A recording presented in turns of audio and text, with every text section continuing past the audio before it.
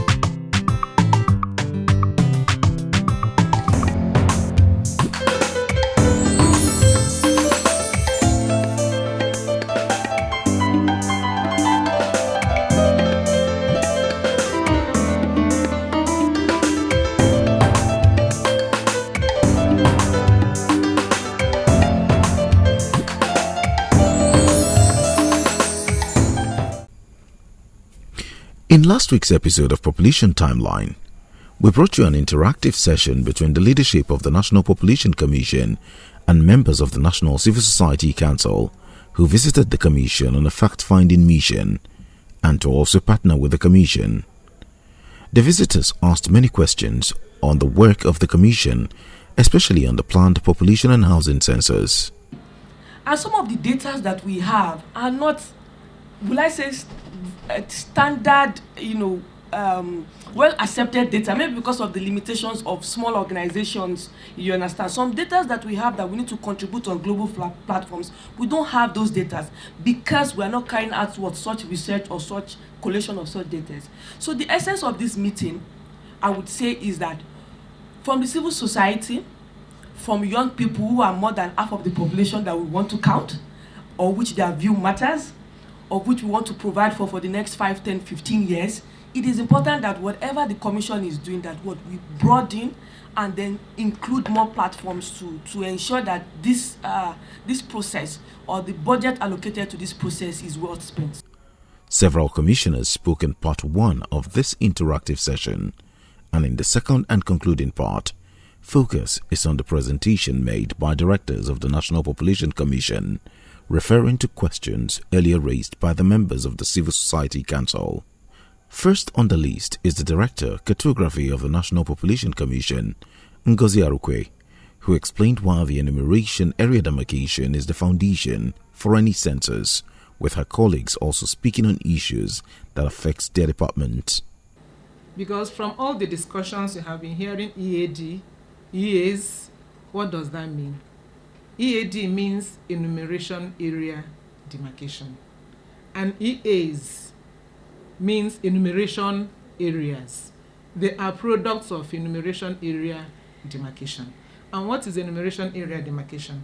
It is the division of the whole country into small areas that an enumerator or a pair of enumerators can cover during the census period. That way will ensure that there are no overlaps and there are no gaps. Because if you have to count the whole country, we have to lay foundation on how to do it. If you don't lay foundation, it will be chaotic. If we need to count the people in this room, and I put 3 people, count everybody here. Some will start from one end, others will start from the other end. The tendency is that some people may be counted twice, and some may not be counted at all. That is what will happen if we just put people in the field to go and count.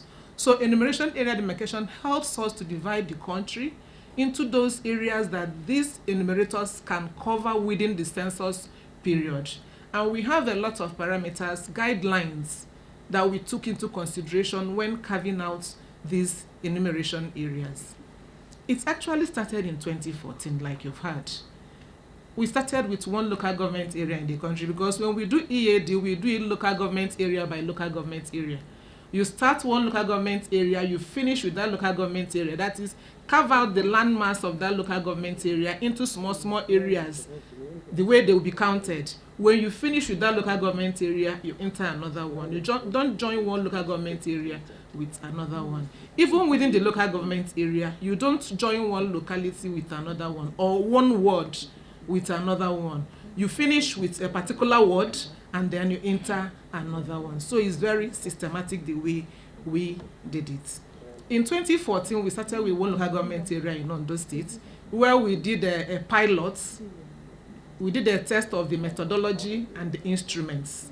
And when we finished, we now entered the one we called phase 1, where we did 7 local government areas in the whole country. 1 local government area in each geopolitical zone and then 1 in FCT, making it 7 local government areas. When we finished with that phase 1, we went into phase 2, where we now did 29 local government areas in the whole country, 1 per state, in all the states where we had not picked the other 7 from. That way we covered 37 LGAs in the 36 states and the FCT. So that was how we started. We started 2014, and the way money was being released to us, we didn't have much to cover so many areas at a time.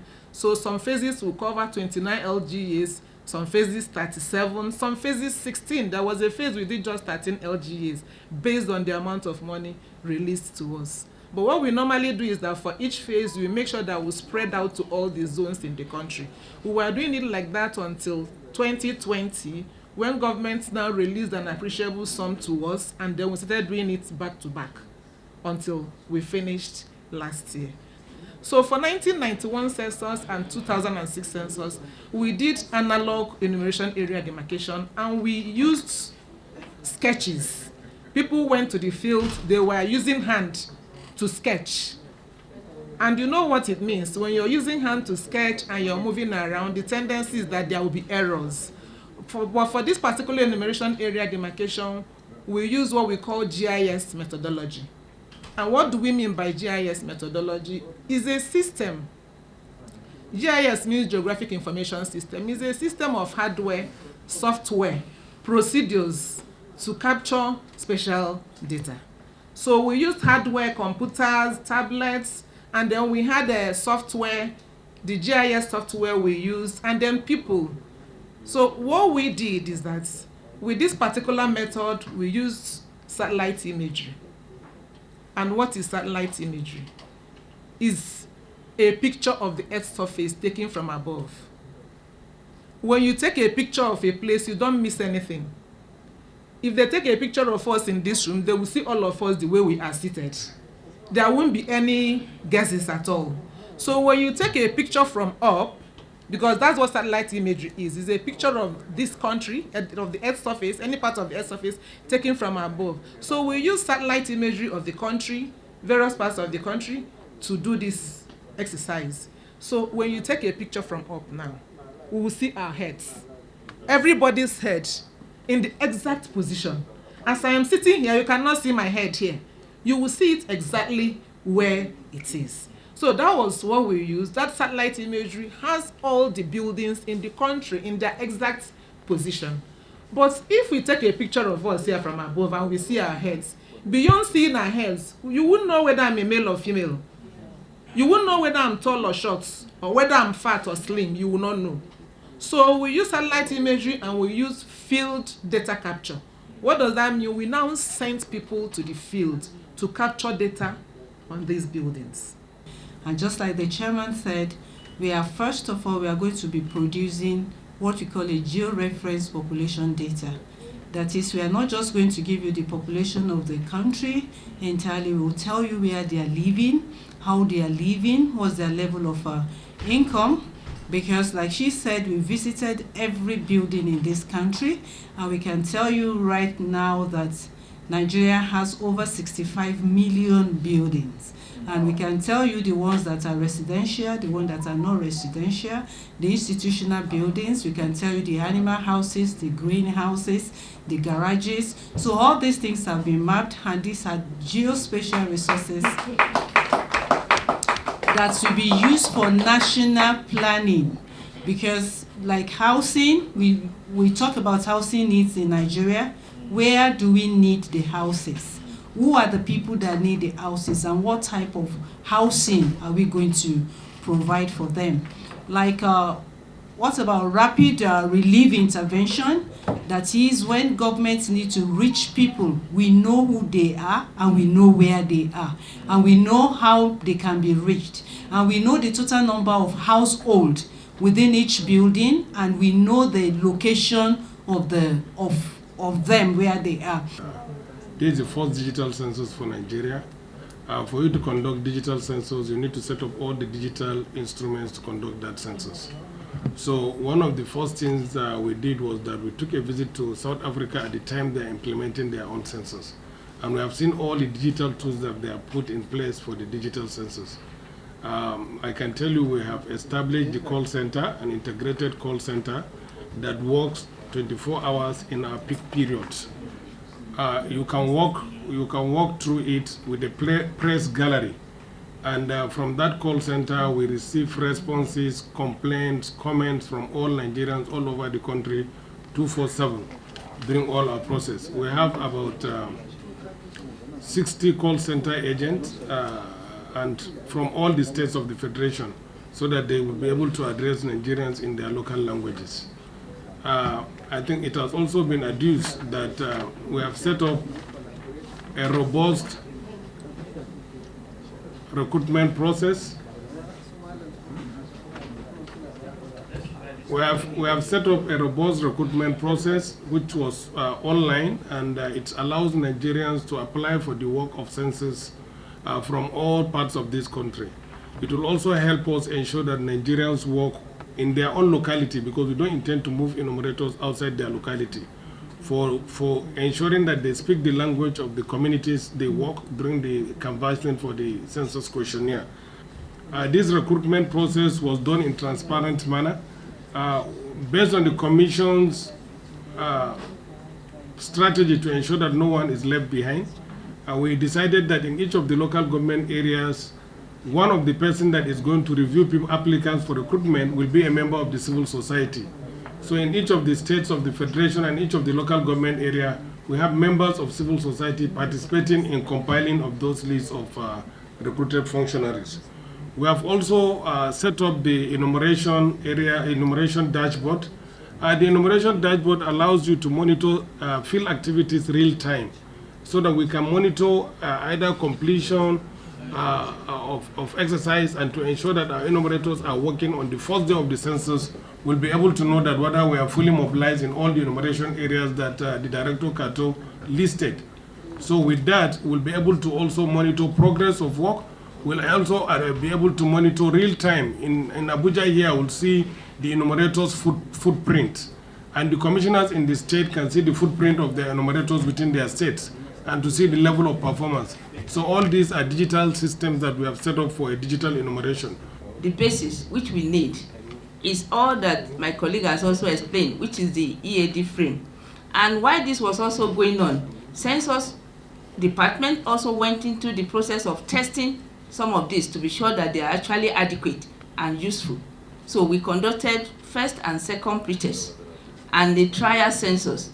If you want to do a new thing as huge as digital census, first time, you can't just go into it without having trials. And this we have done severally, and the major ones are the first pretest, second pretest, and the trial census, which of course has actually helped us to have a formidable plan for the census itself. And then to capture, having had a good frame, we need to know the people that are in the buildings. Already now we have a georeference building, and we have made it known that you have to be in a building for you to be enumerated. You be in your usual place of residence. So we have a form developed, the questionnaire, which is now in electronic format, that is in the tablet that we are taking into the household, which we capture information on every person. And as much as possible, we are very passionate about collecting data on age, which is able to help us situate everyone in their different category. And then this can meet needs of different categories. But when you know how many are in different age group, that's when you can tell us certain percentage are now youth or underage or the adults. So as much as possible, the questionnaire is robust and all-inclusive, even touching on persons living with disability. And all of this we have tested over and over again, and in the mock trial census, which covered a larger scope, and to a large extent we have been able to be sure that the application developed, the frame developed, and all our other procedures can actually carry us through. Most of what we do, in the commission within the census period, is that we conduct specialized surveys so that we can be able to know and keep up to the data needs of the country.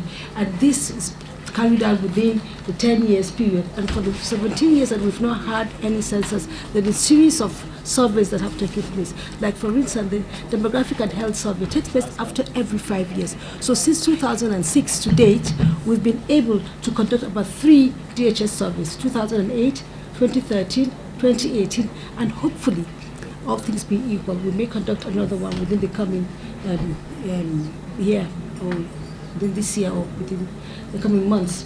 And we do these surveys to be able to track the age 15 to 49 in that sense, that survey. And this survey targets young people so that we can know the health issues, their socio-economic issues that are related to the demographic and health survey in and around the country, within the states, within the local governments, and so many other clusters that we visit, so that we can be able to determine the fact that these are the needs of these children in the health sector, the mothers in the health sector, what and how they need to be catered for. I'll just go straight to why we're mainstreaming climate considerations into the census. As much as it's not our mandate, it's ancillary. If we do that, we add value to the commission. We add value to our staff. We now broaden our scope from head count or people count to more researchers. And I can tell you, we've gone ahead, we've tracked the carbon of all our activities, those that have taken place and that have taken place physically and those that have taken place virtually. And by the time we are able to do the analysis, the commission will now have carbon trackers and probably carbon sellers as a value addition to what the census has. For the first time in the history of Nigeria, census will now give information on the impact of climate change, and that is by no means a small feat. We have the census questionnaire has questions on impact, knowledge, attitudes, and practices of our people. My task is just simply to talk about the advocacy we are carrying out for the census, and then to correct some of the wrong impressions, that have been said about the impact of our advocacy. Well, for a massive project like the census, we are carrying out a multi-dimensional approach using various means of communication, given the fact that Nigeria has a very diverse population and no one tool, can reach all this. So in this regard, we have produced a lot of publicity materials in English and local languages. We also carry out media campaigns in various forms through press conferences, participation in radio and television programs, and also production and dissemination of jingles at national and state level. In addition, we have inaugurated the census publicity committees at national and state levels. These are the organs, trying to support the commission to disseminate information about the census. So it is an ongoing process, and we're also deploying the social media to ensure that we carry out the young population. Yeah, we are active on the various social media platforms, which I will enjoy the delegation to check: Facebook, Instagram, and Twitter. Every activity of the commission, is posted on that. And one point I need to mention is that as part of our advocacy strategy, we are concerned with enabling Nigerians to understand the census process, to understand the fact that the census process is not something you just arrive. So in this regard, we have given publicity support to all stages of the census process. There's really nothing much to say except for the fact that when you come to the National Population Commission, there is no way you will not have a passion for what is going on here. Forget about the job that you are doing, forget about a designation. But when you have a Nigerian project on ground, you get carried away. You get passionate about it. My youth people, it's quite an eye-opener for you people to go back out there. Having heard us, haven't seen what you are seeing today, to go back out there, to do your own bit for the Nigerian factor. Forget about anything. I'm a roving ambassador in this commission. I'm a pool officer, but it's like I just have to continue to stay here. I get involved in everything. I'm an auditor, but I get involved in everything. Everything. That is to show you that when you are here, that Nigerian blood in you should cry out. Chairman of the National Population Commission, Nasir Isakwara, noted that they are always ready to explain to Nigerians their activities and the census processes, appealing that all should cooperate for a successful, credible and acceptable population and housing census. Let's do further engagements. Let's see where we can educate more. Once you are on the same page, then we can do the engagement. A team from here, team from here, they can be meeting regularly. And then we come up with a roadmap that we can see how you can assist the Commission to conduct a census that is very, very credible. And in other areas of our mandate too, especially the civil registration system, the population management issues, and planning, research and development. We need to really engage you because you are ambassadors of the entire society. When you engage with us, you can always report back what we're doing. Some members of the National Civil Society Council say they are now better informed to educate others. I must thank the chairman of the commission, the commissioners, the federal commissioners that were here, and also the directors of different departments that were able to join this meeting with us. And I think we're very, very much impressed as to the lot of work that the commission has been doing since 2014 as well.